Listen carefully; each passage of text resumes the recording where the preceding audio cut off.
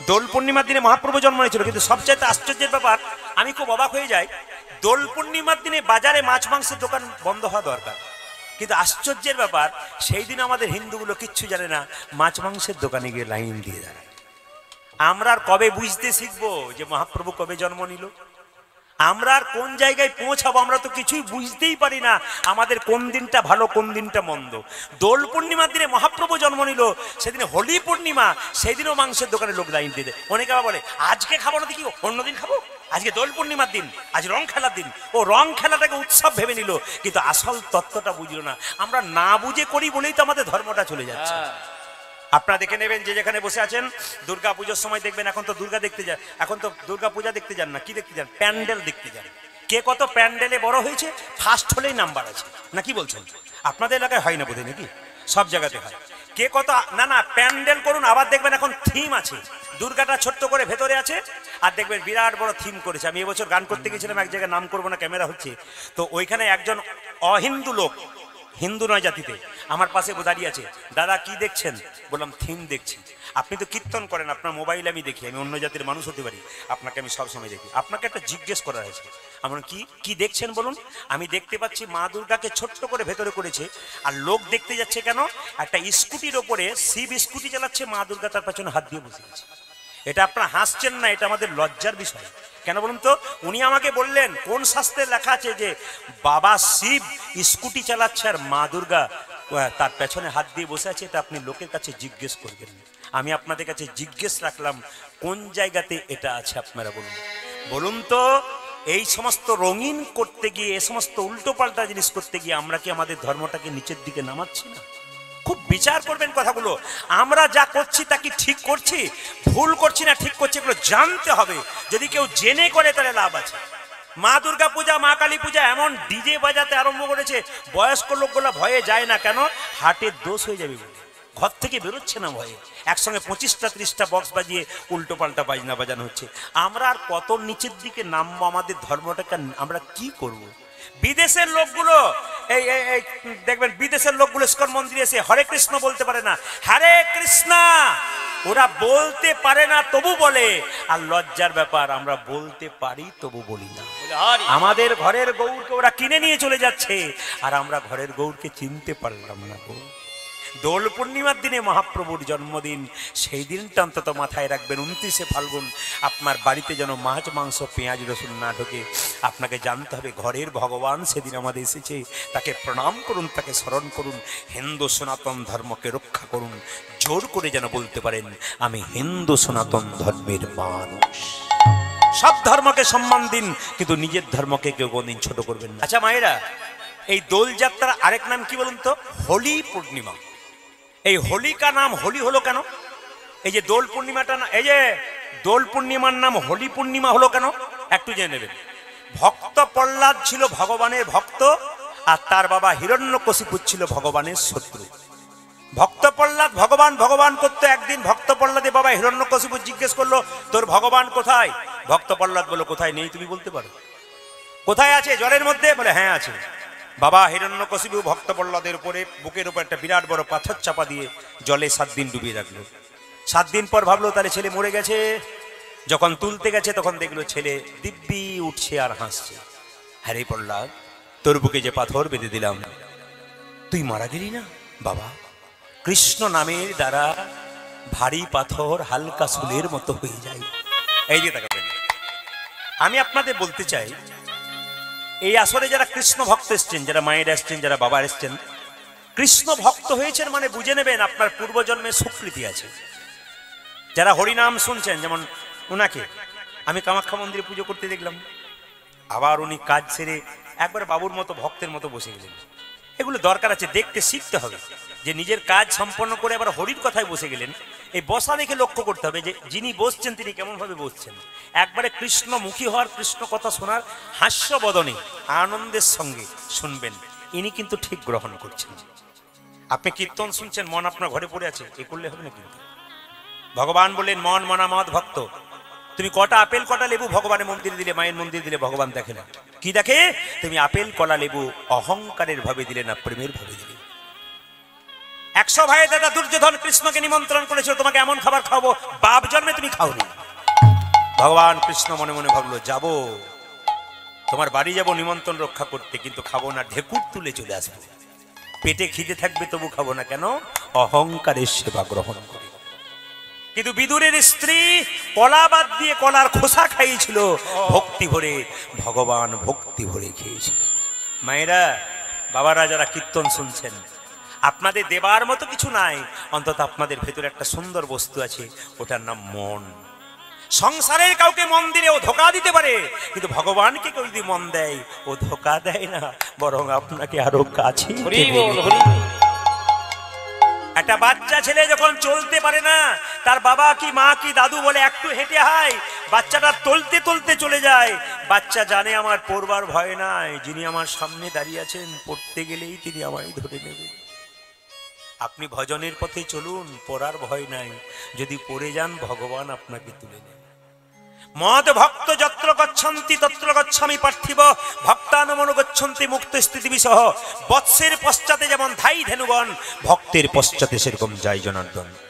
আপনার বাড়ির গাভীটার বাছুর হয়েছে, বাছুরটা যেদিকে ছুটবে গাভী দড়ি ছিঁড়ে তার পেছন পেছন ছুটবে। কেন? যদি বাছুর চলে যায় খালে বিলে, গাভী তার পেছন পেছন বাছুরকে রক্ষা করার জন্য। ভক্ত যখন ভগবানের কীর্তন করতে করতে রাস্তা দিয়ে চলে যাবে, ভগবান যার ঘরে থাকতে পারবে না গো, ভক্তের পেছনে পেছনে তাই গৌর হরি বল বলে পাগলের মতো ছুটবে। এই জন্যে ভগবানকে ভালোবাসতে শিখুন। পৃথিবীতে যাকে ভালোবাসবেন উনি আপনার সঙ্গে বেইমানি করতে পারে, ধোকা দিতে পারে, কিন্তু ভগবানকে ভালোবাসলে তার মধ্যে আনন্দ আলাদা আছে। বাচ্চাদের শব্দ বন্ধ করান, যে যেখানে সামনাসামনি যাদের বাচ্চা আছে একটু মন দিয়ে শুনে নেবেন। এই ভক্ত প্রহ্লাদকে যখন কোনোভাবে মারতে পারলো না, তখন ভক্ত প্রহ্লাদের মাকে, তার নাম ছিল কয়াধু, হিরণ্যকশিপু এত দুষ্ট লোক যে কয়াধুকে বলল, তুমি তো তার মা, তোমার হাতে বিষের নাড়ু দিলাম, মা হয়ে ছেলেকে বিষের নাড়ু দিয়ে দাও।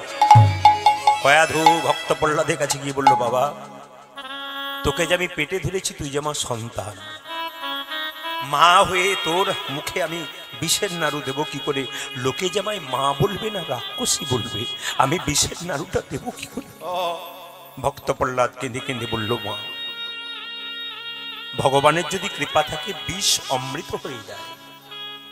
মীরাবাইয়ের কথা শোনো নাই? এইদিকে মীরাবাইয়ের কথা শোনো নাই? বিষ অমৃত হয়ে যায় যদি ভক্ত ঠিক মতো ভগবানকে ডাকতে পারে। যেই না নাড়ুটা দিয়েছে অমনি সঙ্গে সঙ্গে ভক্ত প্রহ্লাদ খেয়েছে, কিচ্ছু হয়। বিরাট বড় পাহাড় থেকে ভক্ত প্রহ্লাদকে ফেলে দেওয়া হলো, ভক্ত প্রহ্লাদের মৃত্যু হলো না। শাস্ত্র বলল মৃত্যু হবে কি করে? মুকং করতি বাচালং পঙ্গুলঙ্গ হইতে গিরিম যৎকৃপা তমহম ব্রন্ধে পরমানন্দ মাধব। ভগবানের কৃপা হলে খোঁড়া পাহাড় ডিঙ্গতে পারে গো। চোখে যে দেখতে পায় না সে দেখতে পর্যন্ত পাই যদি ভগবানের কৃপা থাকে। শুধু বিশ্বাস। ভক্তি কাকে বলে? বিশ্বাসকে ভক্তি বলে। আপনি বিশ্বাস করলে আপনার ভক্তি আছে, আর বিশ্বাস না করলে আপনার ভক্তি নেই। মাটির মূর্তিকে যদি মনে করেন ভেতরে খড় আর বাঁশ আছে, ওপরে রং দেওয়া আছে, বাইরে কাপড় দিয়ে ঢাকা আছে, আপনার মূর্তি পুজো হলো না। মূর্তির মধ্যে মাকে যদি দেখতে পান, তবে আপনার বিশ্বাস যদি থাকে, আপনি তাকেই গোবিন্দ ভজনা করতে পারবেন। তো যখন ভক্ত প্রহ্লাদকে কোনো মতে মারতে পারলো না, সবাই লক্ষ্য করুন, তখন ভক্ত প্রহ্লাদের পিসির নাম ছিল হোলিকা। ভালো করে শুনবেন। হিরণ্যকশিপুর একটা বোন ছিল, তার নাম হোলিকা। একটা আশীর্বাদ ছিল, সে আগুনে প্রবেশ করলে সে পুড়বে না। মানে হোলিকা যত বড় আগুনে প্রবেশ করুক, ও কিন্তু পুড়বে না। তো ভক্ত প্রহ্লাদের বাবা হিরণ্যকশিপু বললো, এক কাজ করো, হোলিকা ভক্ত প্রহ্লাদকে কোলে করে নিয়ে আগুনে ঢুকে পড়। ভক্ত প্রহ্লাদ পুড়ে ছাই হইবে, তুই বেরিয়ে চলে আসবি। কিন্তু বাবা যতই আশীর্বাদ থাক আর যতই থাক, ভক্তের প্রতি কেউ যদি শত্রুতা করে, ভগবান যতই আশীর্বাদ দেব আপনাকে ক্ষমা করে। হোলিকা কোলে করে নিয়ে আগুনে প্রবেশ করলো। আশ্চর্যের ব্যাপার, ভক্ত প্রহ্লাদ জীবন্ত রয়ে গেল, হোলিকা পুড়িয়ে ছাই হয়ে গেল। এই যে হোলিকা দাহন, এই হোলিকা থেকে কিন্তু হোলি উৎসবটা এসছে। ভক্ত প্রহ্লাদের পিসি হোলিকা, ওর দাহনের জন্য হোলিকা থেকে হোলি উৎসবটা এসছে। এই জন্য দেখবেন চাচর পোড়ানো হয় না, জোরে বলুন হ্যাঁ না না। আবার দেখবেন যে সমস্ত গাছের পাতাগুলো সব জড়ো হয় সেই পাতাগুলোকে এক জায়গায় জড়ো করে পোড়ানো হয়, চাচর পোড়ানো হয় একই দিনে। আর মায়েরা, দোল পূর্ণিমার দিনে ভগবান কৃষ্ণ কেশী এবং অরিষ্টাসুর নামক দুটো অসুরকে হত্যা করেছিল। খুব সুন্দর একটা দামি কথা আপনাদের বলে দিয়ে যায়, মায়েরা বিশেষ করে এখানে। আচ্ছা বেশ, হ্যাঁ, মায়েদের সংখ্যা একটু বেশি হয়েছে, তাই মায়েদের একটা অজানা তত্ত্ব আমি বলে যাই, যেগুলো আপনারা ঘরে করতে পারবেন। আমার যারা মায়ের মতো আছেন, বোনের মতো আছেন, দিদির মতো আছেন, মাসির মতো আছেন, সবাই লক্ষ্য করুন যে যেখানে আছেন। আস্তে আস্তে এই কয়েকটা কথা বলবো, মাথায় একটু কাপড় নিন, ভক্তি ভরে শুনবেন, খুব দামি কথা, আপনাদের জীবনে কাজে লেগে যাবে কিন্তু। আস্তে। আচ্ছা মায়েরা, বাড়িতে শঙ্খ রাখেন? জোরে বলুন হ্যাঁ না না। শঙ্খ কটা রাখেন? হ্যাঁ, একটা জলশঙ্খ, একটা বাদ্য শঙ্খ। যেটা এঁটো করে বাজাবেন ওটা মন্দিরে ভগবানের চরণ তলে থাকবেন, একটু দূরে থাকবে কিন্তু। আর যেটা জলশঙ্খ সেটা ভগবানের চরণে থাকবে। জলশঙ্খ দিয়ে ভগবানের বিগ্রহকে স্নান করানো হয়। আর জলশঙ্খের ওপরে তুলসী পাতা রাখতে হয়। বাড়িতে যেই যে জলশঙ্খ রেখেছেন তাতে তুলসী পত্র দিতে হয়। তুলসী পত্র না দিলে কিন্তু জলশঙ্খের কোনো দাম থাকবে না। সবাই শুনবেন মন দিয়ে। এবার দেখুন, শঙ্খ কবার বাজান? 3 বার বাজান। 4 বার বাজালে কি হয়? 3 বার বাজালে কি হয়? 3 বার বাজাবেন ব্রহ্মাকে, বিষ্ণুকে এবং মহেশ্বরকে স্মরণ করার জন্য। ভালো করে শুনবেন, 3 বার ব্রহ্মা, বিষ্ণু আর মহেশ্বরকে স্মরণ করার জন্য। আর দেখুন, এই ব্রহ্মা, বিষ্ণু, মহেশ্বরকে যখন স্মরণ করে 3 বার বাজাবেন তখন 33 কোটি দেবদেবীর আহ্বান হবে। 4 বার বাজালে কি হয় না, অসুররা তার রাজাকে ডাকবার সময় ওই 4 বার শঙ্খ বাজাতো। মানে বাড়িতে 4 বার শঙ্খ বাজালে আপনি অসুরকে ডাকছেন, আর 3 বার শঙ্খ বাজালে আপনি দেবদেবী তথা ভগবান শ্রীকৃষ্ণকে ডাকছেন। খুব ভালো ভালো কথাগুলো আপনারা শুনবেন যে যেখানে বসেছেন। মায়েরা 4 দিন নয় 3 দিন রজপ্রবৃত্তি অবস্থায় বাড়িতে থাকেন। এই যে আপনাদের রজপ্রবৃত্তির ব্যাপার, মায়েরা 3 দিন 4 দিন অশৌচ থাকেন। এই অশৌচের একটা ব্যাখ্যা আছে শাস্ত্র অনুযায়ী, আপনাদের একটু বলে দিয়ে যাই। দেখুন, দেবতাদের রাজা ইন্দ্র নিজের গুরুকে হত্যা করেছিল। শুনবেন ভালো করে, যারা একটু তত্ত্ব ঘাঁটেন, পড়াশুনো করেন, বইপত্র পড়েন। যিনি আমাকে জানাতে এসছেন মা তুলসী না কি বলছেন, তিনি কোথায় আমি জানি না, তিনি একবার হাতটা তুলবেন, ভালো করে শুনবেন। অজানা জিনিসগুলো জেনে যান, আমি বলবো খুশি হবেন। এই দিয়ে তাকাবেন যে যেখানে বসেছেন। এখন তত্ত্ব হচ্ছে যে দেবতাদের রাজার নাম ইন্দ্র। জোরে বলুন হ্যাঁ না না। ইন্দ্র নিজের গুরু, তার নাম বিশ্বরূপ, তাকে কিন্তু হত্যা করেছিল। দেখুন, নিজের গুরুকে যদি হত্যা করা যায় এবং নিজের বাড়ির গুরুজন ব্যক্তিকে যদি অপ্রিয় কথা বলা যায়, আপনাকে পাপের ভাগী হতে হয়। আপনি যদি আপনার চাইতে বয়স্ক কাউকে একটা বাজে কথা বললেন, তিনি মেনে নিলেন, কিন্তু তুমি অপেক্ষা করে থাকবো তোমাকে একজন বলবে। তোমাকে সইবার ক্ষমতাটা তৈরি করে নিতে হবে, কারণ তুমি একজনকে বলেছো তুমি পাবে। ব্যাংকে 10 লাখ টাকা জমা রাখলে 10 বছর পরে ডবল পাওয়া যায়। আজকে কাউকে গালি দেবেন, খারাপ কথা বলবেন, 10 বছর পরে আপনি ওটা ডবল করে ফেরত পাবেন। পাক্কা কথা করে জেনে নিন যে যেখানে বসেছেন, ফেরত কিন্তু পেতে হবে। তো আপনাদের বলে যাই, দেখুন অপরাধ করেছে কে? ইন্দ্র। কাকে মেরেছে? নিজের গুরুকে। জাতিতে ব্রাহ্মণ ছিল, কিন্তু গুরুকে মারার পর ইন্দ্রের অবস্থাটা কি হলো দেখুন। আমি যে শাস্ত্র থেকে বলছি কথাগুলো, বরাহ পুরাণ, আপনারা বরাহ পুরাণ পড়বেন, বরাহদেব ভগবান শ্রীকৃষ্ণের কাহিনী পড়বেন। এদিকে দেখান, বলছে ইন্দ্রদেবের শরীরটা কেমন হলো জানেন? মাছ যেমন পচে গেলে গলে গলে তার মাংসগুলো খসে পড়ে, কোনো মৃতদেহ পচে গেলে যেমন পশু পাখি পচে পচে পড়ে, তার শরীরটা পচে পচে গলতে লাগলো। তাহলে পাপ হলো। ব্রহ্মা তখন বলল ইন্দ্রকে, তুমি যে গুরু হত্যা করেছো, তোমার এই পাপের ভাগ যদি কেউ নিতে পারে তবে তুমি মুক্তি পেতে পারো। এলেন কয়েকজন নেবার জন্য। প্রথমে পৃথিবী মা এলেন। পৃথিবী এসে বলল, আমি ইন্দ্রদেবের পাপের ভাগ নিতে চাই। ব্রহ্মা বলল, ঠিক আছে, ইন্দ্রদেব গুরু হত্যা করেছে, তার পাপের ভাগ তুমি নিচ্ছ, তোমাকে একটা ফল ভোগ করতে। এদিকে তোমাকে ফল ভোগ করতে হবে। কি ফল ভোগ করতে হবে তাকাবেন। কি ফল ভোগ করতে হবে? তোমার বিভিন্ন জায়গাতে বাঁধ তৈরি হবে, বাঁধ, বন্ধা। মানে দেখবেন পৃথিবীর বিভিন্ন জায়গা আছে চাষবাস হয় না, বন্ধা, বাঁধ। ওটা কার অভিশাপ? ব্রহ্মার অভিশাপ। কার পাপে? ওই ইন্দ্রদেবের পাপ ভাগ নেবার জন্য পৃথিবীতে বাঁধ হয়।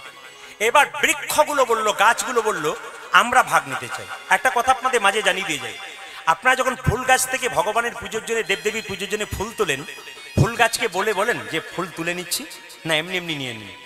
না বলে নিলে চুরি করা হয় না? জোরে বলুন কি হয়? জোরে বলবেন। তাহলে ফুল গাছ থেকে যখন ফুল তুলবেন, শাস্ত্র নির্দেশ দিয়েছে আপনাকে ফুল গাছকে বলে তুলতে হবে। যখনই পুরুষ হন কি নারী হন, গলায় একটা কাপড় দিয়ে বৃক্ষের কাছে গিয়ে বলতে হবে, হে বৃক্ষ মাতা। দেখুন ফুল যখন গাছ থেকে তুলবেন, ওর তো ব্যথা হবে। জোরে বলুন হ্যাঁ না। তো গাছ, ও তো জীবন আছে, ব্যথা হবে। তো সেই বৃক্ষকে বলতে হবে মা বলে, বৃক্ষ মাতা, তুমি যে বক্ষ বিদীর্ণ করে ফুল দিয়েছ, আমি তোমার ফুল গোবিন্দ সেবায় লাগাবো, নিজ গুণে ক্ষমা করো। যদি এই কথাটা না বলতে পারেন, মনে না থাকে, হরে কৃষ্ণ মহামন্ত্র বলে ফুল গাছটাকে প্রণাম করে ফুলটা তুলে গোবিন্দের সেবায় দেবেন। এটা করবেন, কিন্তু যদি না বললেন তাই চুরি করে নেওয়া হচ্ছে। খুব মাথায় রাখবেন, কাজ করবেন, মেপে করবেন, হিসাব করে করবেন, আপনার জীবন নিশ্চয়ই সুন্দর হবে। এখানে লক্ষ্য করুন, গাছগুলো বললো, বৃক্ষ বললো আমরা ইন্দ্রদেবের পাপে ভাগ নেব, ব্রহ্মা বললো তবে একটা অভিশাপ ভোগ করতে হবে। বলে কি, তোমাদের যেখান থেকে কাটা হবে সেখান থেকে শরীর থেকে আঠা বের হবে। গাছের ডাল কাটা হলে আঠা বের হয় না, জোরে বলুন। কিন্তু যেহেতু পাপের ভাগ নিয়েছো, ফল পাচ্ছ, আবার কিছুটা ভালো কিছু পাবে। বলে কি, তোমাদের ডাল যেখান থেকে কাটা হবে আবার নতুন করে তোমাদের গাছ গজানো হবে। জোরে বলুন, হ্যাঁ না, হবে না? হবে না? আচ্ছা, এইবার আর একজন চাইলো, কে? আপনারা মায়েরা। মায়েরা গিয়ে করজোরে কাপড় গলায় নিয়ে বলল, ইন্দ্রদেবের পাপের ভাগ আমরা নিতে চাই, ইন্দ্রদেবের পাপের ভাগ আমরা নিতে চাই। সঙ্গে সঙ্গে ব্রহ্মা বললেন, তোমাদেরকে রজ প্রবৃত্তি ভোগ করতে হবে সারা জীবন, সারা জীবন। সঙ্গে সঙ্গে মায়েরা কেঁদে কেঁদে বলল, সারা বছর সারা জীবন যদি রজ প্রবৃত্তি গ্রহণ করি, তাহলে আমাদেরকেও ঘৃণা করবে, আমরা পুজো পাঠ করতে পারবো না, ভগবানের টোনটা দাও, টোনটা দাও, ভগবানের মন্দিরে যেতে পাবো না, আমাদের কি হবে? তখন বলে, বেশ, তোমরা যখন পাপ নিয়েছো, মাসে 3 দিন তোমাদের রজ প্রবৃত্তি প্রবল থাকবে। এইবার তত্ত্বগুলো জেনে নিন। রজ প্রবৃত্তি অবস্থায় কোনো মা বাড়িতে কোনো জিনিস স্পর্শ করতে পাবেন না। বরাহ পুরাণ, এইদিকে শুনবেন, রজ প্রবৃত্তি অবস্থায় মায়েরা বাড়ির কোনো জিনিস স্পর্শ করতে পারবে না। একজন অসুস্থ রোগী যেমন বিছানাতে একপাশে চুপচাপ বসে থাকে, 3 দিন খাবার খায়, চুপচাপ বসে থাকে, আপনাকে সেই হিসাবে থাকা দরকার, শাস্ত্র বলছে। এবার আপনারা বলবেন, আগেকার যুগে মায়েরা সেটা করতো, বয়স্ক মায়েরা যারা আছেন মাথা নড়াচ্ছেন, কেন বলুন তো? 3-4টা যা থাকতো, একজন অসুস্থ থাকলে একজন রান্না করতো। আপনার মেয়ে যদি বড় হয়, আপনার মেয়ে কাছে থাকলে আপনি সেদিন মেয়েকে রান্না করাবেন, আপনার স্বামী রান্না করতে পারলে করাবেন, যদি করতে পারে করাবেন, কিন্তু তবু নিজে করবেন না। হ্যাঁ, এইবার বলতে পারেন, স্বামী আমার চাকরিতে যায়, ব্যবসা করে, আমার ছেলে তো স্কুলে যায়, আমি কি করব? হ্যাঁ, আপনার জন্য বিধান আছে, অসমর্থ বানের জন্য বিধান আছে। যদি আপনি ওই অবস্থায় থাকেন, রান্না ওদের করে দিতে হবে, খাওয়াবে কি? তাহলে আপনাকে কি করতে হবে? যখনই রান্না বাড়িতে ঢুকবেন, রান্নাঘর ওটা অন্নপূর্ণার মন্দির। রান্নাঘর মানে হচ্ছে অন্নপূর্ণার মন্দির। তাকাবেন, অন্নপূর্ণার মন্দিরে যখন রান্নাঘর ওই অবস্থায় ঢুকবেন, গলায় কাপড় নিয়ে মা অন্নপূর্ণাকে প্রণাম করে বলবেন, মা তুমিও নারী, আমিও নারী, অসহ্য অবস্থায় একটু রান্না করব, আমাকে অপরাধ ক্ষমা করে দিও। ব্যাস, এইটুকু বলে আপনি রান্না বান্না করতে অবশ্যই পারেন, কোনো অসুবিধা হবে না আপনার। কিন্তু আপনাকে মাথায় রাখতে হবে, এটা আপনি রান্না বান্না করতে পারবেন, কিন্তু আপনাকে মাথায় রাখতে হবে, যে বিছানায় প্রতিদিন শয়ন করেন, আপনি সেই বিছানায় প্রতিদিন শয়ন করতে পারবেন না। ওই অবস্থাতে 3 দিন আপনাকে আলাদা থাকতে হবে। আপনার ছেলে যদি 8 বছরে হয়, মায়ের কাছে প্রত্যেকদিন শুয়ে থাকে, সেদিন ছেলে বাদ। আপনার মেয়ে যদি 18 বছর হয়, মায়ের কাছে শুয়ে থাকে, সেদিন মেয়েটা পর্যন্ত আপনার কাছে বাদ। বরাহ পুরাণ বাদ দিলাম, শেষ করে দিলাম। মহাভারতের শান্তি পর্ব, আসুন একটা একটা রেফারেন্স দিয়ে যাচ্ছে আমি শাস্ত্রের, আপনার মিলিয়ে দেখবেন। বই পড়তে হয়, বই পড়ে জানা যায়, আপনার শাস্ত্র পড়বেন, শাস্ত্র জানবেন। মহাভারতের শান্তি পর্ব বললো, ভালো করে শুনবেন, এই যে শুনতে দাও, শোনো। শেষে বললো, কি বুঝলাম? বলে, খিচুড়ি খেতে গিয়েছিলাম, কিছুই বুঝতে পারলাম না। ওই খিচুড়ি খাওয়াই হলো, আর কিছু হলো না, কিছুই শুনতে পেরে না। বুঝে নিতে হবে, আমি যে কথাগুলো বললাম একবার ইয়াদ করতে হবে, ওই সময় তখন বুঝবে আমাকে কথাগুলো কি বলেছিল। তো মায়ের কাছ থেকে শুনতে হবে, কীর্তন শুনতে, মা কি বলেছিল গো, একটু বলে দাও তো, এটা যেন বলতে না হয়। শুনবেন ভালো করে। মহাভারতের শান্তি পর্ব বললো, রজ প্রবৃত্তি অবস্থায় কোনো নারী যদি কোনো পুরুষের সঙ্গ করে, বা কোনো পুরুষ যদি কোনো নারীর সঙ্গ করে, দুজনকেই নরকে যেতে হবে। এইদিকে তাকাবেন, ভালো করে শুনে নিন, খুব দামি কথা। বরাহ পুরাণ নয়, মহাভারতের শান্তি পর্ব পড়বেন, পরিষ্কার করে বলছে, রজ প্রবৃত্তি অবস্থায় কোনো পুরুষ যদি নারীর সঙ্গ করে, কোনো নারী যদি পুরুষ সঙ্গ করে, তবে দুজনকেই নরকের পথটা পরিষ্কার করে নরকে যেতে হয়। 3 সুশ্রত সংহিতা, বইটার নাম বলে দিলাম, সুশ্রত সংহিতা। সুশ্রত ঋষি বলছেন, রজ প্রবৃত্তি অবস্থায় কোনো পুরুষ নারীর সঙ্গ করলে পুরুষের 3টে জিনিস নষ্ট হয়। বলবো না বাদ দিয়ে দেবো? অনেক বেলা হয়ে গেল, কিন্তু বলে দিই। পুরুষের তিনটে জিনিস নষ্ট হয়, কি? এক হচ্ছে চোখের জ্যোতি, দুই কি শরীরের বল, তিন কি বুদ্ধিভ্রষ্ট। তিনটে জিনিসের পুরুষের চলে যায়। কি বললো? আমি বলি নাই, শাস্ত্র বলছে।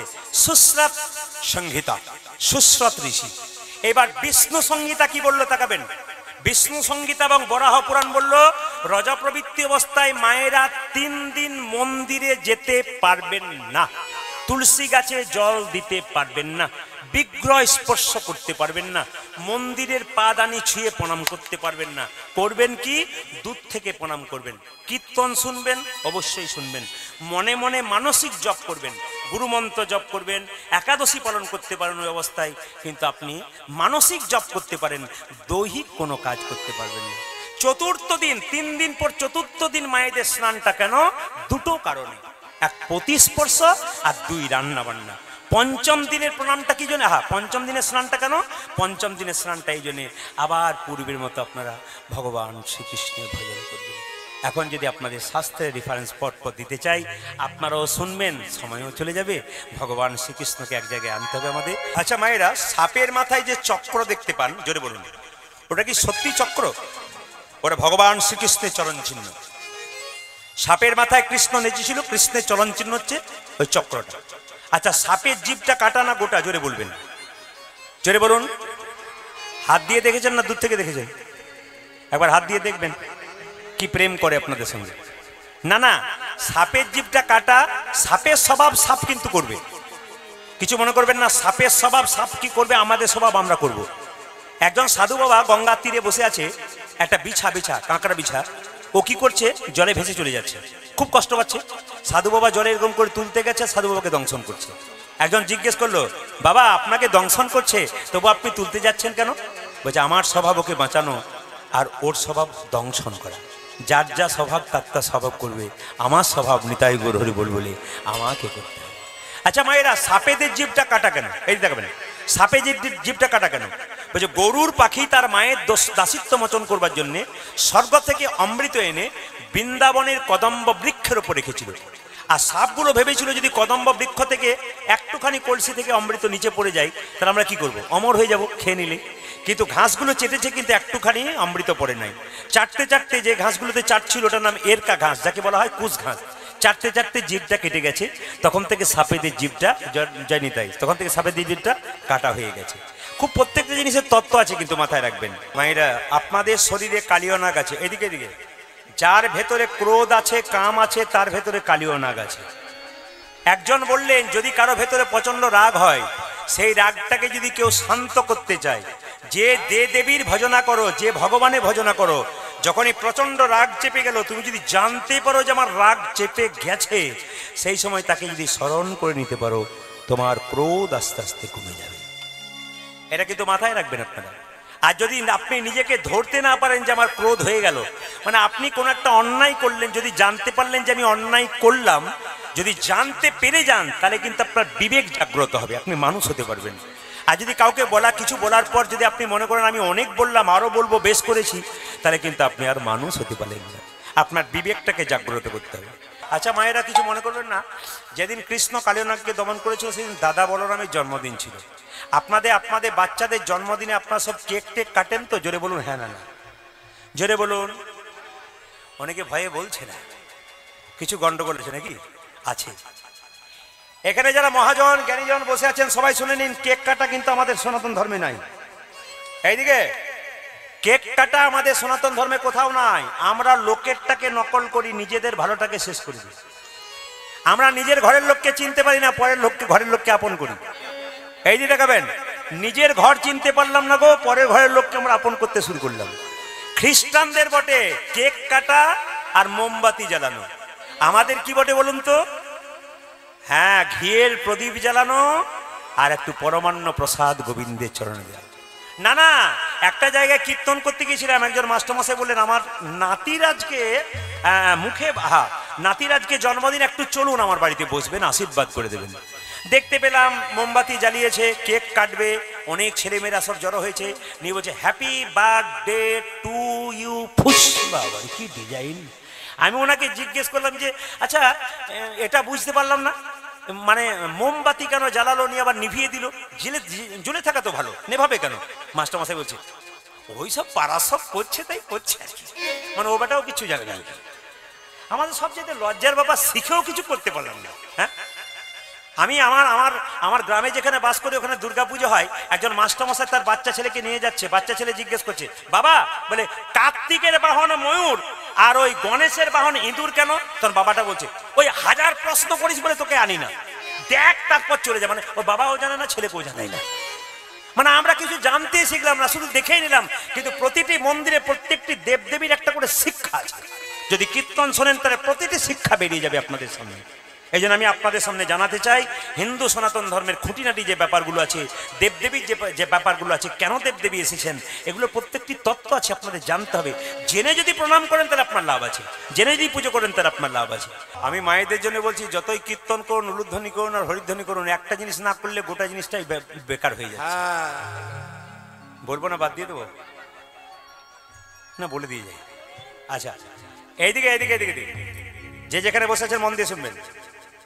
একটা জিনিস যদি না করেন তাহলে গোটাটাই আপনার বেকার হয়ে যাচ্ছে। কি হয়ে যাচ্ছে? ভগবান শ্রীকৃষ্ণ বলছেন, এইদিকে দিকে, যদি কোনো নারী তার পতি সেবা না করতে পারে তবে গোটাটাই তার বেকার, যত উলুধ্বনি দেখ আর হরিধ্বনি দেখ। না না, আপনারা তো হরিবল হরিবল করছেন। পরশু যেখানে গাইছিলাম না, বর্ধমানে একটা জায়গাতে, নাম করবো না জায়গাটা, রাত্রিবাতে গান করে বাড়ি ফিরলাম, তো ওখানে দুজন, এদিকে এদিকে দুজন স্বামী স্ত্রী গান শুনছিল দাঁড়িয়ে দাঁড়িয়ে। আপনার সবাই যেমন বসে শুনছেন বসে শুনছেন, দুজন এইদিকে এইদিকে দাঁড়িয়ে শুনছে। আর যেই না আমি বলেছি স্বামীকে ভক্তি করতে হয় তবে কৃষ্ণ পাওয়া যায়, নাহলে পাওয়া যায় না, তখন স্বামীটা স্ত্রীকে বলছে শুনছ কি বলছে, তখন সঙ্গে সঙ্গে স্ত্রীটা বলছে চুপ। না না, আপনাদের এখানে সব ভালো বোধ হয়। মায়েরা, একটু ঝগড়া হয়ে গেলেই তো বাপের বাড়ি তল্পি তল্পা গুটিয়ে চলে যায় নাকি, নাকি বলছেন? মেয়েদের বাপের বাড়ি সুযোগ আছে, কিন্তু বাবাদের কোনো বাপের বাড়ির সুযোগ আছে? সবসময় বাপের বাড়িতেই থাকেন। এইদিকে দেখবেন, ছেলে যখন ছোট থাকে তখন মা কি বলে, খোকা তুই কিচ্ছু বুঝিস না। আবার দেখবেন ও যখন বিয়ে হয়ে যায় স্ত্রী কি বলে, তুমি কিচ্ছু বুঝো না। আবার দেখবেন ছেলে মেয়ে যখন বড় হয় তখন বাবা কি বলে, বাবা তুমি কিছুই বোঝো না। এখন বাবা মনে মনে ভাবে আমি কি চিরজীবন কিছুই বুঝতে পারলাম না, চিরজীবন তোরাই বুঝলি। খালি দেখবেন এইটা হয়, বাবা ছেলে বলবে বাবা তুমি কিচ্ছু বোঝো না, মানে সব ওরাই বুঝে গেল, কেউ বুঝতে পারলো না। এটা কিন্তু আপনাদের সবাইকে শুনতে হবে, কিছুই বুঝতে পারলেন না আপনারা। মায়েরা শুনে নিন, সীতার স্বামীর নাম রামচন্দ্র। রামচন্দ্র 14 বছরের জন্য বনবাসে গিয়েছিল, তার সঙ্গে সীতা গেল। অযোধ্যার একটি রমণী, এই যে সীতা, তোমার বাবা হলো রাজা, তোমার শ্বশুর হলো রাজা দশরথ, বাবা হলো জনক রাজা, এত সম্পদ ছেড়ে তুমি বনে যাচ্ছ কেন? সম্পদে থাকো, বনে যাবার কি দরকার আছে? সীতা তখন কি বলেছিল দেখুন, সীতা কহিলেন, মা সম্মান দিয়ে বলেছিলেন, সম্পদে কি বা কাম, সম্পদ মম নব দুর্বাদল। প্রতিটি মা বাবার কর্তব্য হবে, নিজের ঘরটা মেয়েদের নিজের ঘর নয়, বাবার ঘরটা মেয়েদের জীবনেও নিজের ঘর নয়, শ্বশুর ঘরটাই কিন্তু আপন ঘর। যেদিন থেকে বাবা মেয়েকে দিয়ে দিয়েছে সেদিন থেকে মেয়ের মনে রাখতে হবে, আমার বাবার ঘরটার চাইতে ওই ঘরটাই কিন্তু আসল। বাবা দায়িত্ব চুকিয়ে দিয়েছে, আপনার ওখানকার দায়িত্ব সবচেয়ে বেশি পালন করতে হবে। খুব মাথায় রাখবেন কথাগুলো। এ শাস্ত্রের সীতা স্বামীর সঙ্গে চলে গিয়েছিল। রাবণের মায়েরা, রাবণের স্ত্রীর নাম মন্দোদরী। রাবণ 10,000 মেয়েকে বিয়ে করেছিল, তারপর মন্দোদরীকে বিয়ে করেছিল। তবু মন্দোদরী প্রত্যেকদিন সকালবেলায় উঠে স্বামীকে প্রণাম করে। আপনারা এতজন কীর্তন শুনতে এসছেন, কে কে সকালে স্বামীকে প্রণাম করেন? হাত তুলে দেখেন। কেউ করে না। যাক, আপনারা তুলেছেন, খুব খুশি হলাম। অন্য জায়গাতে তোলেই না, তবে আপনারা যারা তুলেছেন 2-4 জন কিন্তু স্বামী স্ত্রী যারা এসছে, স্বামী ওখান থেকে দূরে দেখছে আমাদেরটা তুললো কিনা দেখি। অনেকে আবার হাফ হাত তুলেছে, বুঝলেন, গোটা হাত তুলে নেয়, হাফ হাত দেখছে যে কেউ তুলেছে কিনা, তারপর তুলবারই। এইদিকে আজ আপনারা যারা প্রণাম করেন না, আজকে কীর্তন শুনে কাল সকালে স্বামীকে প্রণাম করবেন। আর দাদারা সব পাগুলো একটু ধুয়ে মুছে শোবেন, কাল সকালে প্রণাম হবে। এইদিকে এইদিকে আপনার স্বামীর সঙ্গে আপনার কি সম্পর্ক, আমি কথাগুলো বলবো নারকেলের মতো, তত্ত্ব আছে কিন্তু, একটাও বাইরের কথা নয়, সব ভেতরের কথা, তত্ত্বের কথা। আপনার স্বামীর সঙ্গে আপনার কি সম্পর্ক একটু বলবো, আপনার হ্যাঁ দেবেন। আপনার স্বামী আপনার গুরু হয়, জোরে বলুন। কি কি ভক্তি ভরে বললেন, আমার ভেতরটা জুড়িয়ে গেল গো। অন্য জায়গায় বলে না, কালকে পরশু যেখানে গাইছিলেন একটা মেয়ে এসে বলে, দাদা আপনার কীর্তন আমি সবসময় শুনতে পারি, খুব ভালোবাসি আপনার কীর্তন, সারা রাত্রি শুনি, শেষ হয়ে যায় তবু মনে হয় আবার লাগিয়ে দিই, ঘুমই হয় না, খালি মনে হয় শুনে যায় ভোর পর্যন্ত, 2টো পর্যন্ত চলে। আপনার সব কথা রাখতে পারলাম, একটি কথা রাখতে পারলাম না। বলে কি? স্বামীকে প্রণাম করতে পারবো না। বলে কেন? আমার বাবার কান মূলে 10 লাখ টাকা নিচে প্রণাম আমি করবো। আমি এটা একটা কথা বটে নাকি বলছেন? এটা একটা কথা বটে। তা আমি আপনাদের বলে যাই মায়েরা, যে আপনার স্বামী আপনার গুরু হয়, জোরে বলুন হানা না। দাদারা চুপ করে আছে, মনে মনে ভাবছে কি যে হয়, বাড়ি না গেলে বুঝবেন না। আপনার স্বামী আপনার গুরু হয়, আচ্ছা দেবতা হয়, যাক খুশি। আপনার স্বামী আপনার রোগের ওষুধ হয়, যাক দোকানগুলো সব বন্ধ হয়ে যাবে ওষুধের। আপনার স্বামী আপনার বাবা হয়, এ বাবা হয় না? তাই এবার হয় নাকি? এরা বলছে হয় না। আপনার স্বামী আপনার ছেলে হয়, আপনার স্বামী আপনার ভাই হয়, 2-4 জনকে দেখতে পাচ্ছি, ভাই হয়, ছেলে হয়। মানে সে ভোটের সময় দেখবেন কিছু কিছু লোক থাকে না, দুপক্ষে মুড়ি খায়, বেটা কাকে যে ভোট দেয় কেউ সেটা জানে না। ঠিক সেরকম স্বামী হয়, হ্যাঁ বাবা হয়। কিন্তু আমি বলে দিই, আপনাদের স্বামী আপনাদের বাবা হয়, ভাই হয়, ছেলে হয়। আমি তত্ত্ব দিয়ে বোঝাবো। কোথায় বলুন তো? সবাই তাকান। বিষ্ণুপ্রিয়াকে নিমাই বলেছিল সন্ন্যাসের আগে, প্রিয়া তুমি বাপের বাড়ি চলে যাও। বিষ্ণুপ্রিয়া বলেছিল, স্বামী এটা কি বাপের বাড়ি নয়, তুমি আমার বাবা, তুমি আমার ছেলে, তুমি আমার ভাই, তুমি আমার বন্ধু, তুমি আমার গুরু, তুমি আমার ইহকাল, তুমি আমার পরকাল, তুমি আমার সব। নিমাই বলেছিল, লোকে আমাকে পণ্ডিত বলে, আমি জানতে পারলাম না স্বামী কখনো বাবা হয়, তুমি কি করে জানতে পারলে? বিষ্ণুপ্রিয়া বলছে, তুমি যেমন পণ্ডিত, আমার বাবাও তো পণ্ডিত। আমার বাবার নাম সনাতন মিশ্র, আমার বাবা আমাকে শিখিয়ে দিয়েছে। এই জন্য আমি বলে দিই, বাবা মা যদি ভালো হয়, ছেলে মেয়েদের সংস্কার ভালো শেখায়। আর বাবা মা যদি ভালো না হয়, ও ছেলে মেয়ে সংস্কার শিখতে পারবে না, সারা জীবন খালি জ্বলে পুড়ে। আমি একটা প্রমাণ দিয়ে দিই আপনাদেরকে। আমার 2টি কন্যা, ছোট কন্যাটা আমি বাড়ি গেলে আমার পেছনে বসে থাকে।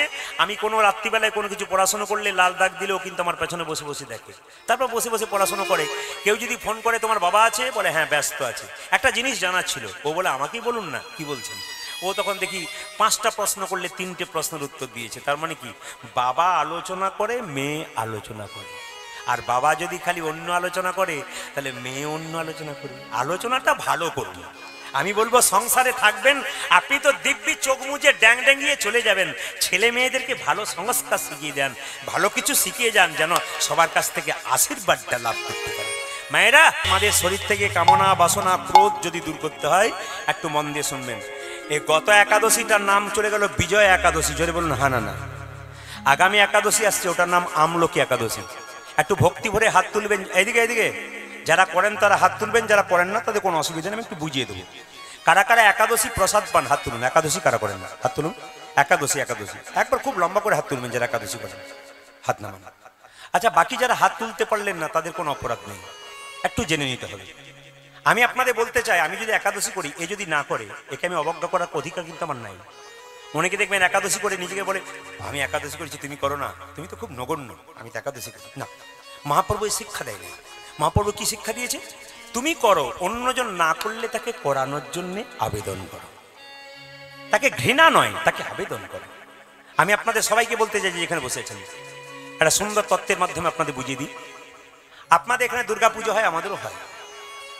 একদিন দুর্গা মন্দিরে পুজো হচ্ছে, একজন এদিকে এদিকে এইদিকে মায়েরা, একদিন দুর্গা মন্দিরে পুজো হচ্ছে, একজন বৈষ্ণব রাস্তা দিয়ে পেরিয়ে যাচ্ছে, তিলক মালা টালা নিয়ে যাচ্ছে। দুর্গা মন্দিরে সবাই পুজো করছে, উলুধ্বনি দিচ্ছে, মেয়েরা সবাই দিচ্ছে, আমি চুপচাপ বসেছিলাম, আমার গ্রামের কথা বলছি। তো বৈষ্ণব পেরিয়ে যাচ্ছে, উনি দুর্গার দিকে তাকালেন না, প্রণামও করলেন না, প্রসাদ তো নেওয়া দূরের কথা, চুপচাপ চলে গেলেন। একজন জিজ্ঞেস করেন, বাবাজি, বলে কি তুমি দুর্গার দিকে তাকালে না, প্রণাম করলে না, তুমি চলে গেলে কেন?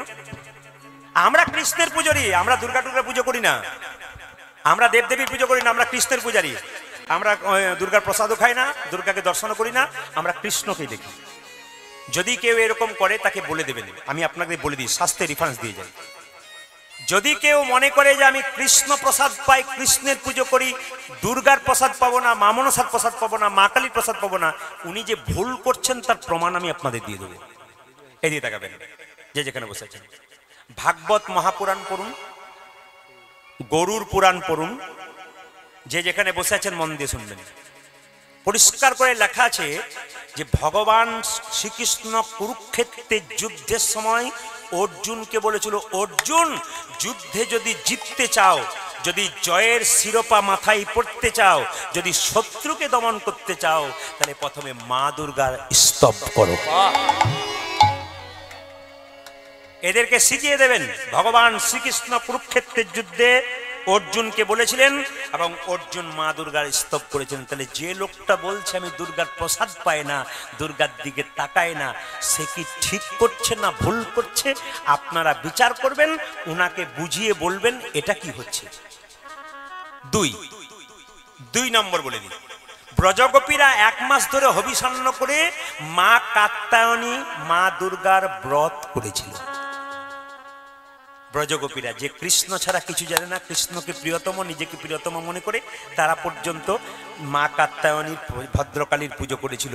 তাহলে আপনারা করবেন না কেন? এতে আমাদের বিভ্রান্ত ছড়াচ্ছে কেন বলুন তো? ওই মেয়েগুলো আমাকে প্রশ্ন করছে, প্রদীপবাবু কীর্তন তো করেন, উনি যে প্রণাম না করে চলে গেলেন, প্রসাদ পেলেন না, তাহলে উনি ঠিক করছেন না আমরা ঠিক করছি? কোনটা ঠিক করছি?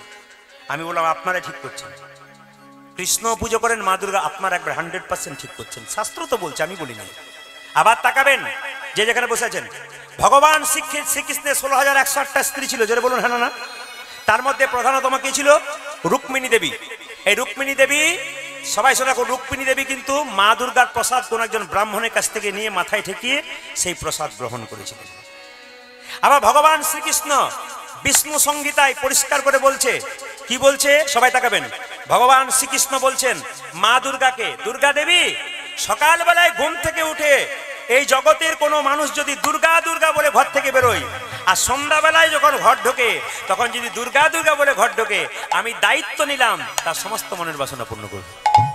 তাহলে ভগবান শ্রীকৃষ্ণ যদি গ্যারান্টি নিতে পারে, আমরা কেন করতে পারি? যারা করছেন তারা ঠিক করছেন কিনা একটু আমাকে জানিয়ে দেবেন। একাদশীর কথা যখন বললাম মায়েরা, আগামী কত তারিখে আমলকি একাদশী হচ্ছে?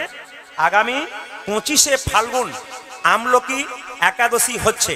আমি আপনাদের বলবো, যারা একাদশী করেন না তাদেরকে অনুরোধ করব, আমি একাদশী করুন। মুসলিম সমাজে 30 দিন 30টা রোজা রাখে, ভোর 4টে থেকে সন্ধে 6টা পর্যন্ত, জল তো দূরের কথা, থুতু পর্যন্ত গেলে না। আর আমাদের 1 মাসে 15 দিন পর পর একটা করে একাদশী হয়। আপনি ফল খেতে পাবেন, জল খেতে পাবেন, সবজি খেতে পাবেন।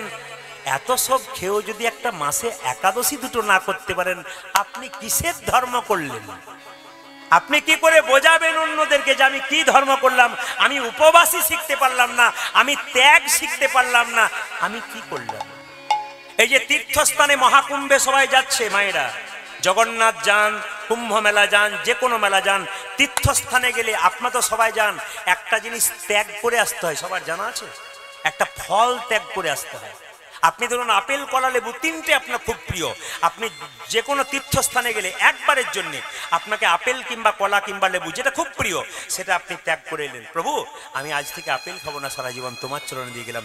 ত্যাগ ত্যাগ ত্যাগ, এগুলোকে ত্যাগ বলা হয়। শাস্ত্র পড়তে হয়, ত্যাগ স্বীকার করে আসতে হয়। আমরা কিছুই করি না। আমাদের ওখান থেকে একজন গিয়েছিল, বললাম তুমি গিয়েছিলে, ফল ত্যাগ করেছো? বলে হ্যাঁ ফল ত্যাগ করেছি। বলে কোন ফল? বলে কাগজি। বলে কেন? খুব টক লাগে, খাই না, ওটা গোবিন্দকে দিই। বাহ, ভালো কথা, যেটা খাই না সেটা দিয়ে এলো আর কি। মানে আমরা খুব চালাক আর কি। যত চালাক দেখবেন সব আমাদের মধ্যে চালাকি আছে। মানে আমাদের 3টে হাত আছে তো নাকি? ডান হাত, বাঁ হাত, একটা অজু হাত, এ আমাদের আছে। মায়েরা, বাবারা যারা আছেন তাদেরকে বলবো, আপনি আপনার ছেলের জন্য কোটি টাকা রেখে গেলেন, আপনার মেয়ের জন্য কোটি টাকা রেখে গেলেন, কিন্তু ছেলেটা বা মেয়েটা শেষ জীবনে কি হবে একথা চিন্তা করে রাখতে পারলেন? টাকাটা ঠিক রাখতে পারবে তো? যদি এইরকম করেন তাহলে রাখবে, আর যদি এইরকম তৈরি করেন তাহলে নিতাই গৌর হরি বল করবে, যা আছে সব পরিষ্কার হয়ে যাবে। এই জন্য মা বাবা মৃত্যুর আগে, টাকা পয়সা রাখার আগে চিন্তা করতে হবে, সম্পদ রাখার আগে ছেলেকে সম্পদ তৈরি করব যেন বৈষ্ণবের চরণে, ভক্তের চরণে একটু মতি। আর এই মতি তৈরি করতে গেলে আপনার ছেলে মেয়েকে কৃষ্ণ ভক্ত করতে হবে। মায়েরা সকালবেলায় ঘুম থেকে উঠে ছেলেকে বলবেন, কি বলবেন? আগে মন্দিরে প্রণাম করে আয়, মাকে প্রণাম, দাদুকে প্রণাম কর, ঠাকুমাকে প্রণাম কর, মা আমাকে প্রণাম কর, তোর বাবাকে প্রণাম কর। শুধু আমি নয়, এখন দেখবেন অনেকে দেখবেন বলে বৌমারা সব বলে বাড়িতে, আপনারা কজন? আমরা দুজন, আমার ছেলে, মানে হাম দোনো হামারা এক, নাকি হাম দোনো হামারা এক। আবার গর্ব করে বলে শ্বশুর শাশুড়িও আমার সঙ্গে থাকে। বাবারে, ওর ঘরেই থাকছিস, তারপর বলে শ্বশুর শাশুড়ি আমার সঙ্গেই থাকে। কত গর্ব করে বলে বলুন তো, উনি কত বড় রানী, বলছে আমার সঙ্গেই থাকে। মানে উনি রেখেছেন আর কি, কি আমি যে ফলটা জন্ম দিলাম কষ্ট করে, আমার সঙ্গেই থাকে। রাধা রানী কি, শ্যাম সুন্দর কি, মদন মোহন কি, হরিবাসর কি, সাধুগুরু বৈষ্ণব কি, আগামী একাদশী করবেন কি? সবাই জয় বলেছে, তারপর বলে ভুল করে ফেলেছে, বলে রাখতে পারবো কি না। একাদশীতে মায়েরা পঞ্চশস্য খাবেন না। কি কি? চাল, গম, জব, সরিষা, ডাল। সর্ষের তেল মাখতে পাবেন না, এক। সর্ষের তেল খেতে পাবেন না, দুই। কি খেতে পাবেন? সাদা তেল। কি মাখবেন? নারকেল তেল। যে বিছানায় শুয়ে থাকেন সেই বিছানায় শোবেন না, আপনি আলাদা বিছানায় শুয়ে থাকবেন। কোন দিন? একাদশীর দিন। আগের দিন নিরামিষ, পরের দিন নিরামিষ। না না, অনেকে বলছে বাবারে নিরামিষের কথা বলছেন, ওইখানেই তো গন্ডগোল, বাজারে গেলেই তো মাথা খারাপ হয়ে যায়। আবার দেখবেন মাংসের দোকান খুলেছে, লিখে রেখেছে শ্রীকৃষ্ণ ব্রয়লার সেন্টার, আবার লেখে কাটা 230 আর গোটা 130। কি দিয়ে যায়। আবার জুতোর দোকান বাজারে করেছে, লিখেছে চৈতন্য শু হাউস। যে লিখেছে সেটারও চৈতন্য যায়, যে কিনছে তারও চৈতন্য নাই। কেন? প্যাকেটের ভেতরে জুতো ভরা আছে আর ওপরটাতে চৈতন্য লেখা আছে, আপনার দিব্যি হাতে করে আনছে, ওর লজ্জা নাই, যে লিখেছে তারও লজ্জা নাই। আবার দেখবেন, কিছু মনে করবেন না, ব্যবসা তো ওনার রয়েছে। আবার দেখবেন শ্রীকৃষ্ণ রাইস মিল থাকে না, শ্রীকৃষ্ণ রাইস মিল, ভেতরে চাল ভরা আছে বস্তাতে, কিছু মনে করবেন না, ওপরে কৃষ্ণের ছবি আছে, নাই? জোরে বলুন, শ্রীকৃষ্ণ লেখা আছে, বস্তাতে চাল শেষ হয়ে গেল। যিনি শ্রীকৃষ্ণ রাইস মিল লিখেছেন তার কোনো দোষ নাই, দোষটা কার? আমাদের। কি বলুন তো, শেষ হয়ে গেল, আর বাথরুমের দরজাতে দিয়ে দিলেন, বাথরুম থেকে বেরিয়ে শ্রীকৃষ্ণ রাইস মিল। না কি বলছেন? মানে আমরা কোথায় পৌঁছাচ্ছি আপনারা দেখুন। শ্রীকৃষ্ণকে না না, এই যে হাসি নয়, বিচার করবেন। আবার সবাই লক্ষ্য করুন যে যেখানে বসে আছেন। আমি যেখানে গান গাইতে গিয়েছিলাম কিছুদিন আগে মালদাতে, তো সেখানে এক ভদ্রলোকের বাড়ি, প্রদীপ বাবু আমার বাড়ি দেখছেন? বললাম খুব ভালো বাড়ি। তো দেখতে পেলাম কি জানেন, ওপরে দরজা ঢুকতে দুটো রাধাকৃষ্ণের ছবি রেখেছে, মূর্তি, খুব সুন্দর মূর্তি রেখেছে রাধাকৃষ্ণ। তো আমি বললাম দাদা দারুণ হয়েছে, দারুণ হয়েছে কিন্তু। দারুণ হয়েছে বলে হ্যাঁ। আচ্ছা আমার একটা জিজ্ঞেস করা ছিল, বলে কি, যখন বর্ষা আসে, বড় বড় পাথর পড়ে, শিলাবৃষ্টি হয়, ঝড় বাদল কাদা ধুলো হয়, আপনি কোথায় থাকেন? বলছে ঘরের ভেতরে। রাধাকৃষ্ণ কোথায় থাকে? বলে দরজার উপর। যত পাথর সব রাধাকৃষ্ণ খাক, আর তুই বেটা ঘরের ভেতরে ঢুকে থাক। মানে আমরা কত দায়িত্ববান দেখুন, ভগবানকে বাইরে রেখেছি, উনি পাথর খাক, ধুলো খাক, বালি খাক, আমরা ভেতরে দরজা বন্ধ করে ঢুকে থাকি। মানে কত আমাদের শিক্ষা, আমরা এইটাতে অবাক হয়ে যাচ্ছি। এগুলোকে আগে ঠিক করুন। কোনদিন দরজার সামনে রাধাকৃষ্ণ নাম লিখতে পারেন, গৌরহরি নাম লিখতে পারেন, সুস্বাগতম লিখতে পারেন, ওয়েলকাম লিখতে পারেন, কিন্তু আপনি এমন মূর্তি কিছু দেবেন না যাতে পাথর ধুলোবালি রাধাকৃষ্ণের ছড়িয়ে লাগে। এক প্যাকেট ধূপের প্যাকেট কিনেছেন, তার মধ্যে রাধাকৃষ্ণের ছবি, প্যাকেটটা শেষ হলো, প্যাকেট রাস্তায় গড়াচ্ছে, কতজন পা দিয়ে চলে যাচ্ছে, কিংবা প্যাকেট যত্ন করতে শিখুন। ওগুলোকে যত্ন করুন, যে কৃষ্ণের ছবি আছে ওটাকে যত্ন করে রাখবো, জলাশয় করে দেবো, তবু রাস্তাতে এই চেতনা যদি থাকে তবে আপনার ঠিক হলো, নইলে আপনি গোটাটাই জিরো ব্যালেন্স করছেন। ও মায়েরা, আমলকি একাদশী পালন করুন আগামী 25শে ফাল্গুন। বারবার আপনাদের বলবো, এই একাদশীর দিনে আপনাদের মাথায় রাখতে হবে, সকালবেলায় ঘুম থেকে উঠে স্নান করে একটু গীতা পাঠ করুন, ভগবান শ্রীকৃষ্ণের নাম করুন। আরে বাবা, আপনি সাবু খেতে পারেন, কোথাও কোথাও খাই, কোথাও কোথাও খাই না। আপনি শ্যামা চালের পায়েস খেতে পারেন, আপনি একটা সবজি খেতে পারেন, সন্দক লবণ, এই লবণ পাবেন না, সন্দক লবণ খেতে পারেন, আপনি দুধ খেতে পারেন। এত কিছু খেয়েও মানে ভাতটা, মুড়িটা, রুটিটা বাদ দিয়ে দিলেন, বাকি সব খেলেন। সব দিন নিজের পেটের জন্য দিলেন, গোবিন্দের জন্য একদিন কিছু দিন। আমি বারবার অনুরোধ করবো, এতে কি হবে? আপনার সংসারে মঙ্গল হবে। আপনি একদিন বিপদে পড়ে ভগবানকে ডাকবেন, ভগবান বলবে কোনো ডাকার দরকার নেই, আমার জন্য কিছু কর, তোকে ডাকতে হবে না, আমি নিজে গিয়ে তোর কাছে দাঁড়াবো। আপনি একাদশী করুন, ভগবানে একাদশী কেউ যদি না করে আপনি একাই দোষী, আপনি একাই দোষী। তবে একাদশীর আগের দিনে মায়েদেরকে ব্রাশ করে নিতে হবে, জিভ ছুলে দিতে হবে বাবাদেরকে সবাইকে। কেন বলুন তো? না, যদি একাদশীর দিনে জিভ ছুলতে গিয়ে জিভটা কেটে যায়, দাঁতে ব্রাশ দিয়ে দেন আপনারা, তার মধ্যে পেস্ট আর লবণ থাকে, ওই লবণযুক্ত পেস্ট কিন্তু চলবে না। সকালবেলায় ঘুম থেকে গরম জলে মুখটাকে পরিষ্কার করে ধুয়ে আপনি গোপীনাথের ভজন করুন, কৃষ্ণের নাম করুন। একাদশী মানে এই নয় যে আমি না খেয়ে রইলাম, তা নয়। আপনাকে শর্ত করতে হবে সেদিন খারাপ কিছু দেখবো না, খারাপ কিছু ভাববো না, খারাপ কিছু শুনবো না। আমি যা দেখবো যা শুনবো ভালো শোনার চেষ্টা করব। সেদিন শপথের দিন। ওই জন্য বারবার বলবো, যারা একাদশী করেন না, আমি বারবার বলবো একাদশী করুন। একটা দিন 8 থেকে 80 বছর পর্যন্ত সবাই মিলে একাদশী করতে পারেন। এমন এমন জায়গা আছে যে প্রতিটি বাড়িতে, আমরা তো শুধুমাত্র বীরভূম ঘুরছি তা তো নয়, প্রতিটি জেলায় জেলায় ঘুরছি, বিভিন্ন রাজ্যে রাজ্যে ঘুরছি, আগামীতে আমি বিদেশে পর্যন্ত যাব। তাই এত এত জায়গায় আমি ঘুরে যাচ্ছি, সব জায়গায় দেখতে পাচ্ছি এত ভক্ত তৈরি হয়ে গেছে। আশ্চর্যের ব্যাপার যে আমরা এখনো ভক্ত হতে পারলাম না। ভক্ত হন, ভক্ত হওয়ার চেষ্টা করুন, সবাইকে ভক্ত করুন। রানী কি? আচ্ছা মায়েরা কিছু মনে করবেন না, ছেলেকে 7টার সময় পড়তে বসেছেন, 10টা পর্যন্ত পর, 8:30টার সময় যদি খেতে দিয়ে দিন, ছেলে বিছানা খুঁজবে না বই খুঁজবে? জোরে বলুন, কোনটা খুঁজবে? পেট যদি একবার ভরে যায় তাহলে আর কোনো কিছু করার নেই। এই জন্য দেখুন, হরিনাম হচ্ছে খালি পেটে। আর হাততালি দেওয়াচ্ছি কেন বলুন তো? খাবার আগে হাত ধুতে হয় না? মাঝে মাঝে হাত পরিষ্কার করে নিচ্ছেন আপনারা, প্রসাদ পাবেন বলে আপনাদের হাত পরিষ্কার করতে হবে।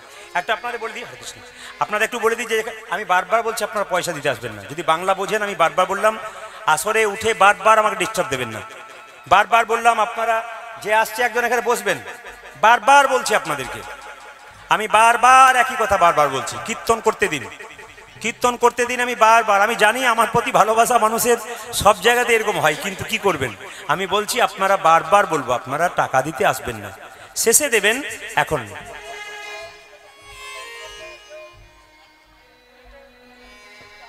জয় নেতাই। একবার জোরে উলু ধরে দিন, জোরে, নেতাই গৌড় হরি হরি হরি। আচ্ছা বেশ বেশ বেশ। আচ্ছা মায়েরা, কালকে তাহলে শ্মশানকালী মায়ের পুজো হলো, জোরে বলুন হ্যাঁ না না। আচ্ছা, শ্রীকৃষ্ণের দোলযাত্রা কবে বললাম? 29 তারিখে। আর ক তারিখে বললাম? ওই পয়লা চৈত্র হচ্ছে, পয়লা চৈত্র পঞ্চম দোল। মায়েরা, পয়লা চৈত্র পঞ্চম দোল ওই দিনটাকে মানবেন। কেন? যে উৎসবের পেছনে যাত্রা লেখা আছে সেই সময় ভগবান মন্দিরে থাকে না। দেখুন, দোল যাত্রা ভগবান মন্দিরে থাকে, জোরে বলুন, বেরিয়ে আসে হোলি খেলার জন্য। আচ্ছা, রথযাত্রা জগন্নাথ মন্দিরে থাকে, জোরে বলুন, বেরিয়ে আসে। ঝুলন যাত্রা ভগবান মন্দিরে থাকে, বেরিয়ে আসে। রাস যাত্রা ভগবান মন্দিরে থাকে, বেরিয়ে আসে। এই জন্য পঞ্চম দোল যাত্রা যে আছে, আপনাদের কাছে নিবেদন রইল, আপনারা সেই দিনটা কিন্তু আপনারা একটু মানিয়ে চলবেন। সেই দিনটা আপনারা নিরামিষ খাবেন, বারবার বললাম। তবে বলে রাখি, যে এখানে বসে আছেন, মা কালী পুজো উপলক্ষে তো কীর্তন, আপনারা একটু বলবেন আমাকে, হ্যাঁ হ্যাঁ বলবেন। কালকে কালী পুজো হয়ে গেল, আপনারা কালী দেখেছেন। আচ্ছা বলবেন, কালীর কটা হাত? 6টা না 4টা? বুঝে বলবেন, কিন্তু হুট করে হাত তুলে দেবেন না, বুঝে বলবেন। অনেকে ভয়ে বলছে না, তাহলে 6-7টা হলেও হইতে পারে, ইনি জানেন। কীর্তনিয়াকে বলা ঠিক হবে না, হতেও পারে। আচ্ছা, কিন্তু সাহস করে 2-4 জন বলছে মায়ের 4টা হাত, তাই তো? আচ্ছা এবার তাকাবেন, মা একটা হাতে কি বলে? দে, দেবো। আর যদি কামনার বসে ছুটে আসবি না, কে ঝুলছে দেখছিস, তোকেও কিন্তু ঝুলিয়ে ছেড়ে দেবো। হ্যাঁ, তত্ত্বগুলো শুনবেন ভালো করে। মা কালী পুজো করছেন আপনারা, তত্ত্বগুলো শুনবেন, যেহেতু কালী পুজো উপলক্ষে গান, একটা একটা করে তত্ত্ব শুনবেন। ভারী মজার জিনিস আছে কিন্তু, মা যে পুজো হচ্ছে না, এর প্রত্যেকটা বিশেষত্ব আছে, একবারে মন দিয়ে শুনবেন। আস্তে আস্তে বাবা, হ্যাঁ গন্ডগোল নয়, মোবাইল বন্ধ করুন, কীর্তন শুনুন, আপনার লাভ আছে। বাচ্চাকে একটু মন দিয়ে বসান, এইদিকে দিকে।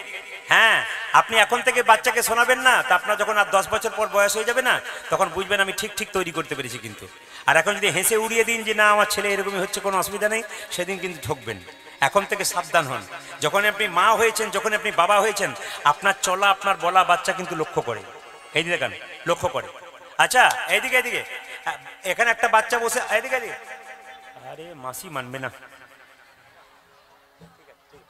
আচ্ছা, এখানে একটা বাচ্চা বসে আছে, ওখানে একটা বাচ্চা বসে আছে, ওখানে একটা বাচ্চা বসে আছে। দেখুন বাচ্চারা কত এক্সপার্ট, দেখুন এখানে একটা বাচ্চা বসে আছে, এখানে কতগুলো বাচ্চা আছে। আচ্ছা, আপনারা কেউ বলবেন না, বাচ্চাগুলো বলবে, জোরে বলবি। আচ্ছা, বিয়ের সময় মেয়েদের চোখে কি ঢাকা দেওয়া হয় রে? জোরে বল। হাই দেখুন পান বলেছে, কেউ কই দেখি দেখি দেখি, বল কি ঢাকা দেওয়া হয়? দেখেছেন কেমন কেমন কেমন পার্টি আছে, বুঝতে পারছেন তো? এটা আপনাদের এখানে দূরে দূরে রয়েছে, আমি যেখানে যাই বাচ্চারা সামনে থেকে কি ঢাকা দেওয়া হয়? পান। বাবারে কি! আচ্ছা মায়েরা বলুন তো, বলে দিই, পান ঢাকা কেন দেওয়া হয় বিয়ের সময়? অত যদি জানবো তোমাকে কেন ডাকবো?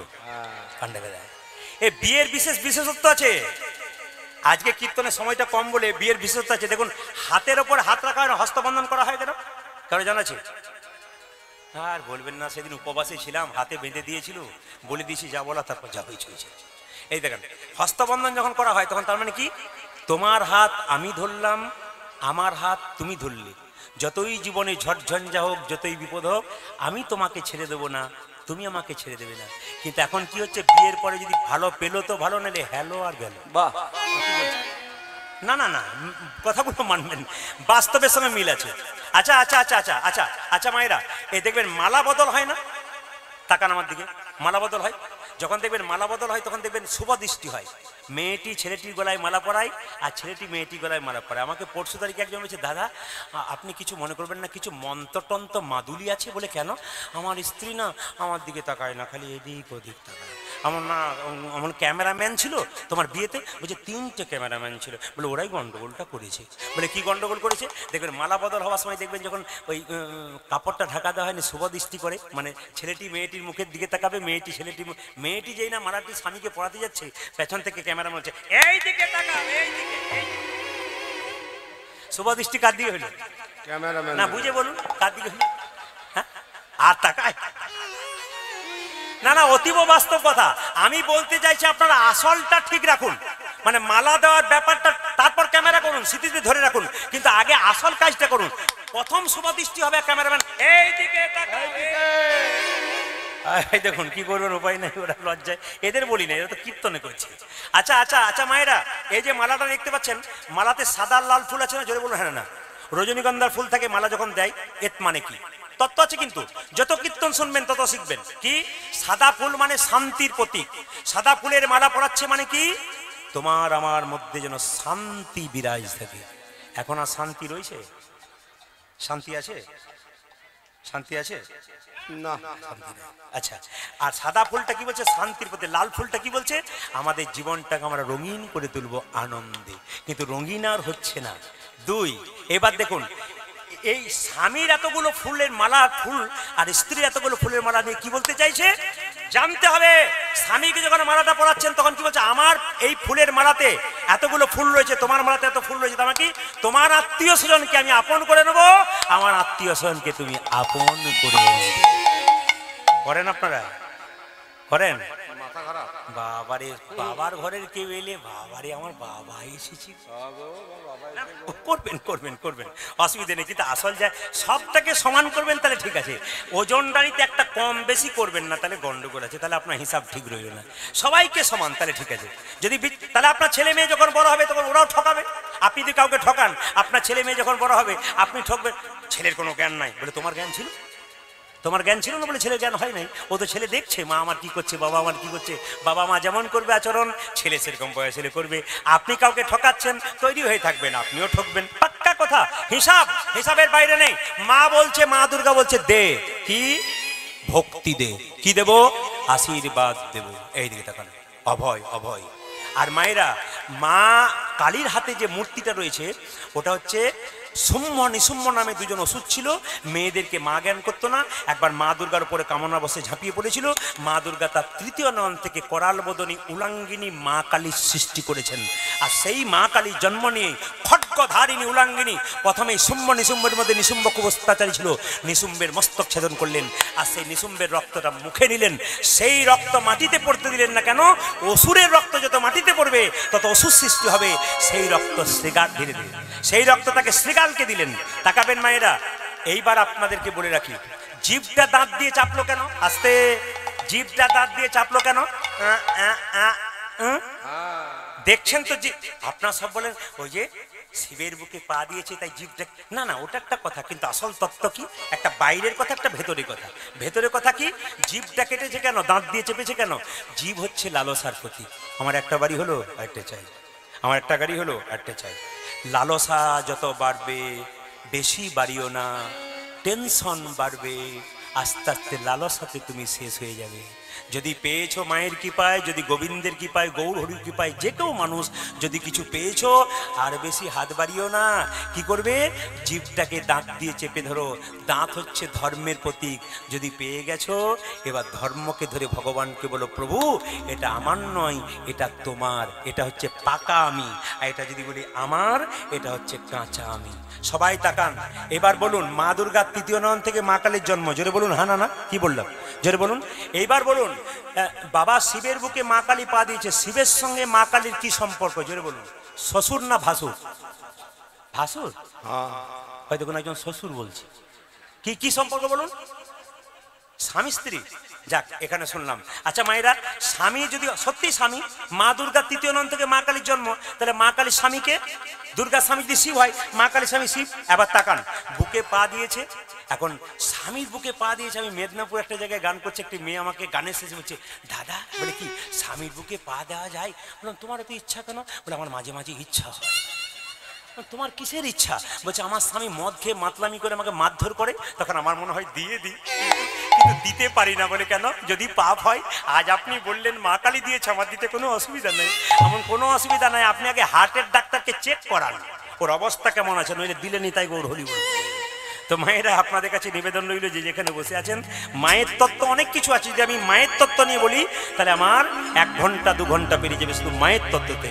আসুন সবাই মিলে একসঙ্গে আমরা পেন্সে বলবো, কালিকা মাতা কি, কালিকা মাতা কি, কালিকা মাতা কি, কালিকা মাতা কি। যারা স্বামী স্ত্রী আছেন, আমি আপনাদের বারবার বলে যাব, কীর্তনিয়া প্রদীপ পালের কথাগুলো মাথায় রাখবেন যদি জীবন সুন্দর করতে চান। কি? স্বামী স্ত্রীতে কৃষ্ণ ভক্ত হয়ে যান, আপনার ছেলে কৃষ্ণ ভক্ত হবে। আপনি তুলসী গাছে জল দেবেন, যদি আপনি অসুস্থ হয়ে 2 দিন পড়ে থাকেন, আপনার ছেলেটা বলবে মা তুমি দিতে পারলে না, আমি দিয়ে দেবো। কারণ কি? আপনি শেখাচ্ছেন। একটা বাঘিনী তার বাচ্চাকে সাঁতার শেখাতে গেলে আগে জলে নামে। বাচ্চাগুলো ভাবে মা যদি জলে নেমে যায় আমাদের ভয় কিসের আছে? ভক্তির পথে মা যদি আগে নামে, সন্তান আপনার নামবেই নামবেই। তাই বারবার বলবো, আপনারা ভক্তির পথে নামুন, আপনাদের লাভ আছে। আমি এখানে যুগলে অনেক স্বামী স্ত্রীকে দেখতে পাচ্ছি, তিলক করেছে, মালা করেছে। স্বামী তিলক মালা করতে পারেন, স্ত্রী করেছে। মায়েরা, স্ত্রী যদি কৃষ্ণ ভক্ত হয়, স্বামী যতই মদ খাক আর মাতাল হোক, ও স্বামী কিন্তু লাইনে আসতে বাধ্য। কিন্তু স্ত্রী যদি কৃষ্ণ ভক্ত না হয়, স্বামীকে কোনো মতে লাইনে আনতে পারবেন না, আর স্বামী স্ত্রীকে লাইনে আনতে পারবে না। প্রমাণ দেখুন, আপনার মায়াপুর নবদ্বীপ চলে যান, শিল প্রভুপাদ। হ্যাঁ, আচ্ছা আচ্ছা, কে বটে? মা তুলসী। আচ্ছা আচ্ছা, ঠিক আছে। এখন ওইসব করতে গেলে তো লীলাটা শেষ হবে না। আপনি একবার যাবেন বাসায়, আমি আপনাকে বলে দেবো, ঠিক আছে? আপনার তো ব্যক্তিগত জানার কথা, এদের জানার কথা নয়। আপনার ব্যক্তিগত জানার কথা আপনি ব্যক্তিগতভাবে জেনে নেবেন। এটা অনেক বড় ব্যাখ্যা আছে। 15 মিনিট সময় দেবো, আপনার বাসায় আপনি যাবেন, অবশ্যই আপনার মন ইচ্ছা পূর্ণ করবো। সবাই লক্ষ্য করেন যে এখানে বসে আছেন মায়েরা, আমি বলতে শিল প্রভুপাদের স্ত্রী, শিল প্রভুপাদ বিদেশে কৃষ্ণ ভক্ত করলো তৈরি, আর নিজের স্ত্রীকে পারলো না। নিজের স্ত্রী ওপর ছাতে দিব্যি বসে বসে চা খাচ্ছে, পেপার পড়ছে, আর নিচু তলায় তিনি ক্লাস করছেন, কৃষ্ণে ক্লাস করছেন ভক্তদের কাছে। স্ত্রীকে জিজ্ঞেস করে, আমার ধর্মের কাগজপত্রগুলো, পাণ্ডুলিপিগুলো কই? স্ত্রী বললো আমি বিক্রি করে চা কিনে নিয়েছি। তখন তিনি বলেছিলেন, শিল প্রভুপাদ তুমি কাকে চাও? চা চাও না আমাকে চাও? Tea or me? চা চাও না আমাকে চাও? Tea or me? স্ত্রী বলেছিল টি, নট ইউ। আমি চা চাই, আমি তোমাকে চাই না। সেদিন শিল প্রভুপাদ তার স্ত্রীকে ত্যাগ করেছিল। তিনি বিদেশে কীর্তন করতে গেলেন, ভগবানের নাম প্রচার করলেন। আমি আপনাদের বলতে চাই, নারী যদি নারীর মতো হয়, পুরুষ ওপরে ওঠে। নারী যদি আনারী হয়, পুরুষ নিচে নেমে যায়। নারী ছিল পদ্মাবতী, জয়দেবকে গোবিন্দ চরণ পাইয়ে দিয়েছিল। নারী ছিল রামী, রজকিনীর মতো। মায়ের রামী ছিল রামী। নারী ছিল কে? রামী। চণ্ডীদাসকে পদকর্তা তৈরি করেছে। নারী যদি নারীর মতো হয়, পুরুষ ওপরে উঠবে গো। আর নারী যদি আনারী হয়, পুরুষ নিজেকে নিচে নেমে যাবে। এমন নারী হও, তোমার মাথায় কাপড় থাকবে, সিঁথিতে সিঁদুর থাকবে। রাস্তা দিয়ে যখন যাবে, তোমাকে দেখে মানুষ তোমার মুখের দিকে তাকাবে না, তোমার পায়ের দিকে তাকাবে, যেন একটা প্রণাম করতে পারে।